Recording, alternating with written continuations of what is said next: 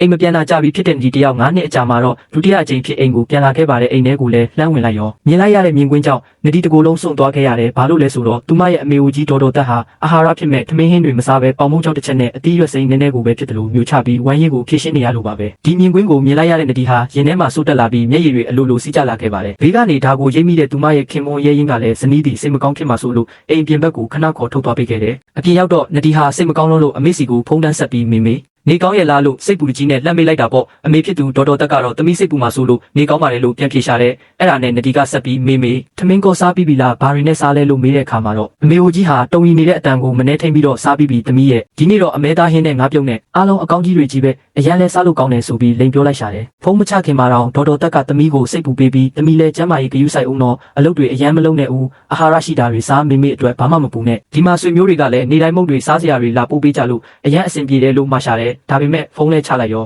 အမေဦးကြီးဟာဝမ်းနဲ့ပက်လက်နဲ့လက်ကြံပေါင်မုံ6ကိုပဲဆက်စားနေခဲ့တာပါဒီဘက်မှာတော့အကုန်လုံးကိုတိနေတဲ့ရဲရင်ကငါတို့တွေဘလောက်ပဲအလုပ်ရှုပ်အမေစီကိုအချိန်ပေးပြီးပြန်လာကြည့်တင်တယ်မဟုတ်ရင်နောက်ကျမှနောက်တရနေလိမ့်မယ်လို့ပြောလိုက်တော့နှစ်ယောက်သားအိမ်ထဲကိုချက်ချင်းပြန်ပြေးဝင်သွားကြပါလေရောအိမ်ထဲကိုနဒီနဲ့ရဲရင်ရုတ်တရက်ကြီးဝင်လာတာမြင်တော့ဒေါ်တော်တက်ကလမ်းဖြာသွားပြီးလက်ထဲကပေါင်မုံ6ကိုအပြာကရာဖုံးကွယ်လိုက်ရှာတယ်အဲ့ဒီအချိန်မှာတာမတ်ဖြစ်သူရဲရင်ကအမေရှိမှဒူးထောက်ထိုင်ချလိုက်ပြီးမျက်ရည်တွေနဲ့အတူမေ